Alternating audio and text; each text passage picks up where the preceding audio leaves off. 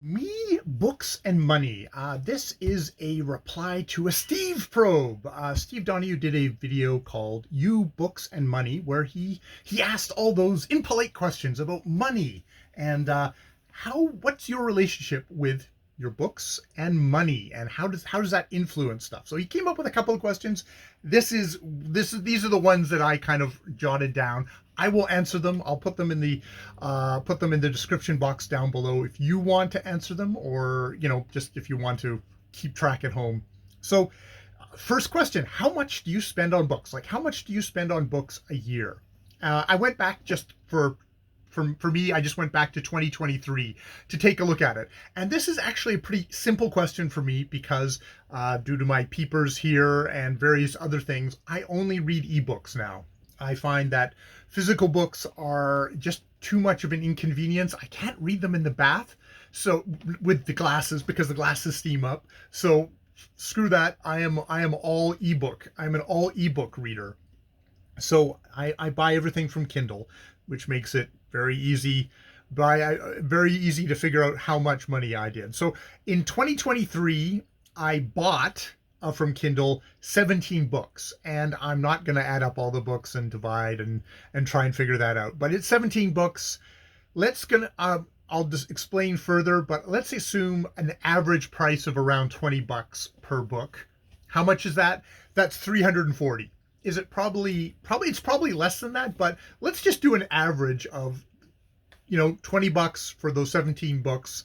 That's probably it. So yes, as I've said, question number 2 is, where do you buy books? I almost exclusively buy my books through my Kindle for ebooks. The one exception for that this year is it's actually a Steve connection here because he held this book up, is the Strange Ride of Rudyard Kipling by Angus Wilson, because I'm heavily into sort of the 1890 to 1910 period at the moment. That's my kick at the moment. So I actually did purchase that for $23.42. That's shipping, and that's with shipping included, which I include in my prices. But other than that, everything has been just on my Kindle. It's the simplest, most convenient place to buy books. Strangely enough, now that I am buying my books through ebooks, I have a tendency to only buy books as I'm going to read them. Sometimes I look for deals, but for the most part, I just kind of go with, oh, I want to read this at the moment, so I just go and purchase that. I pay more because of that, yet I buy less because of that, because I'm a slow reader, and if I only buy what I'm going to read in a year, that means that kind of keeps my prices down.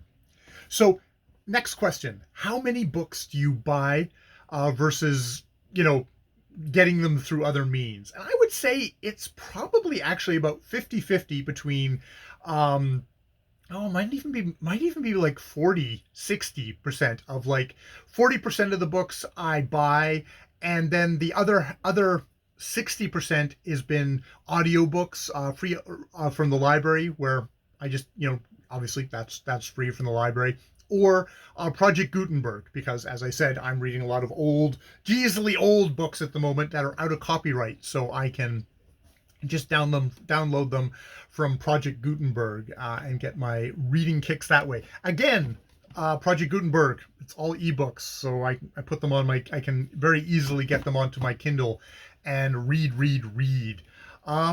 Do I set a budget? I do not set a budget because because I'm terrible at budgeting, and B, because I've actually kind of stumbled upon a method where it's not a significant amount of my costs. I mean, for the other things in my life, not that I have, like, I don't drink, I don't smoke, I don't have an expense. I don't have a drug habit. It's not an expensive drug habit. So thus I need to get some vices. It feels like people with vices can come up with a lot more cash than people without, us clean living folk. So yes, I do not set a budget. So I guess the big question in all this is, how much does money influence your reading, what you read? And I would usually, I kind of looked at this, because I would say for me on Kindle, if a book is under $10, I'll just buy it. I won't even think about it. If it's like 15 to 19, it's like, oh yeah, I'll probably get it, especially if it's been out for a while. So I know, because like there's that thing with when a book first comes out, they're selling the ebook, but they're selling the ebook probably versus some kind of hardback paperback that they're trying to sell at the same time. So the price is, obviously it's inflated to kind of match that, to maybe encourage people to go and buy the physical book because they worship the physical, the feel of the paper, the smell, and all that stuff. Hey, I've had this for a while. It smells too. Come on. So there's that.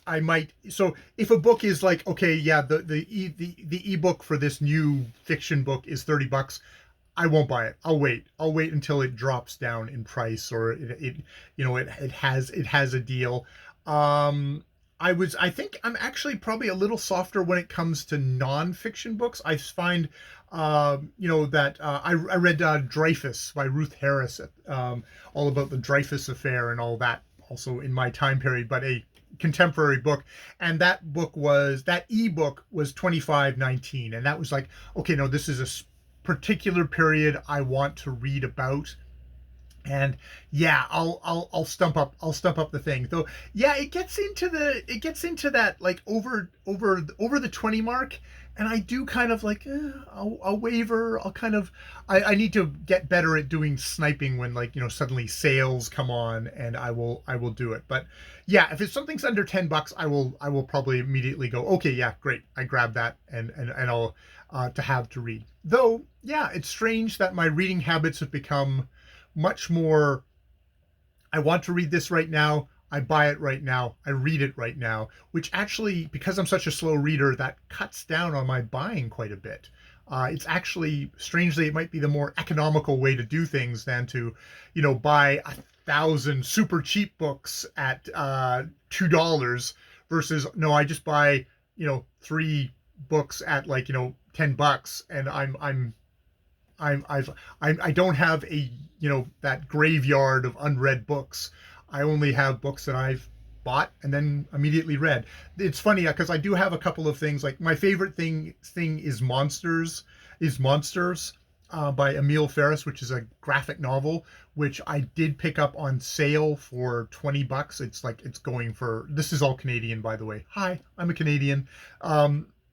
I should put, oh, goddamn, I should put that at the beginning of this thing. Hi, I'm a Canadian. All my money is Play-Doh, play money. I bought that.